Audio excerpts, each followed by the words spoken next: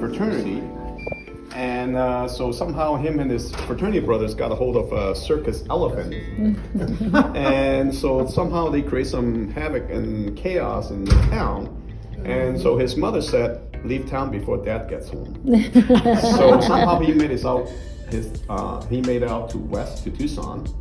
So that was in the, he was born in 1864, so when he was in college. So he's probably, in the late 1800s out to Tucson. And so he came and he worked for at that time was called the Arizona Daily Citizen, and then became Arizona Daily Star. Then he worked for Tucson Ice and Light Electric Company, became a manager. And so he made a little money, and he ran for mayor. So he was, I think, the 19th mayor of Tucson between 1905 and 1907. So this building was built in around 1907 to 1908. And it's when we go outside, we'll take you outside, and you can see from the front on the address, Paseo Redondo. And the building at that time was 30 feet deep and 100 yards wide. So it's about 9,000 square feet. And so he was the mayor between 05 to 07. And his wife is named Gussie, came from San Jose. And so they hired Henry Trost, who was the architect who built this building. And since that time, in the 40s, Levi passed away. His sons stayed not too long after that, and the Elks Club owned it in the 50s. And then they expanded the building from 9,000 square feet to 37,000 square feet. Yeah, 37,000 square feet. And Elks Club had it for a while, and then they gave it up, sold to the city. City sold to a Canadian developer, and then later on and sold it to the Concanon family, Colleen Concanon, who ran a catering and an event place. And that's most of the Tucson that comes into this building is because of bar mitzvah or quinceañeras or weddings or whatever, receptions or whatever. And then business wasn't so good, and eventually they closed in 2012. And then it was vacant for a number of years. The city was thinking about tearing it down, but it's historical property.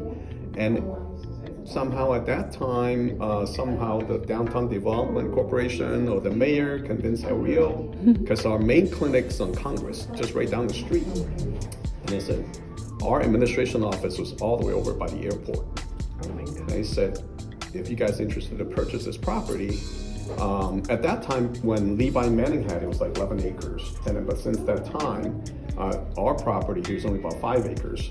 We have a separate building. After we bought this property, they built a second building where we have our IT folks, our nurse, RN care coordinators, and then we have our own lab.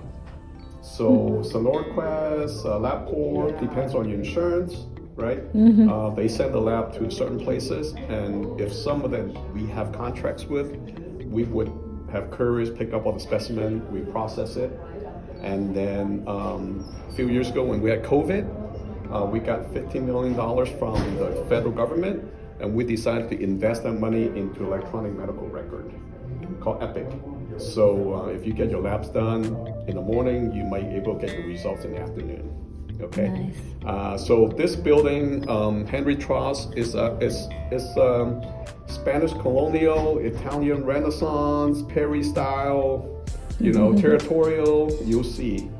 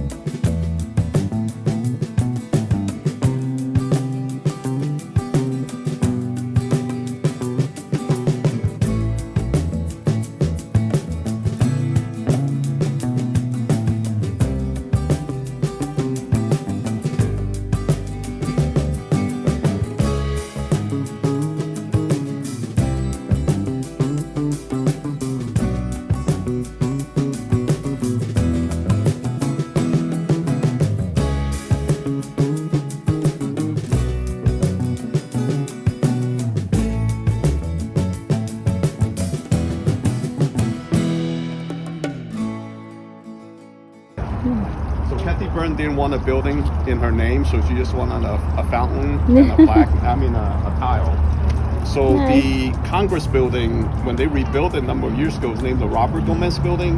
So he was the CEO for about 20 years, and he really turned El Rio around. Yeah, and then the one on Grant, the latest building, is named after Nancy Johnson, who was the CEO right before our current CEO, Clint Coons.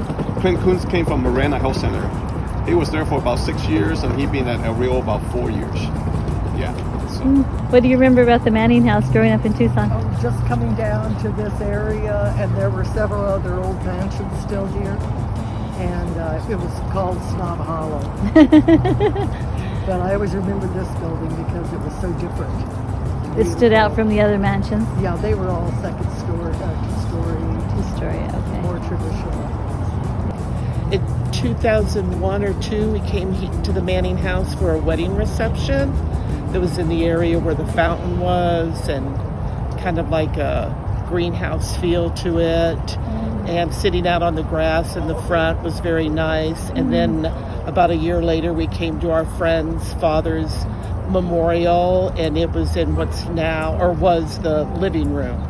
And I remember that room being dark and cozy. Yeah. But always coming by in this area, the Snob Hollow area that, where all the mansions were, the Steinfeld Mansion, the Corbett House, and kind of oohing and awing at all the nice houses in this area.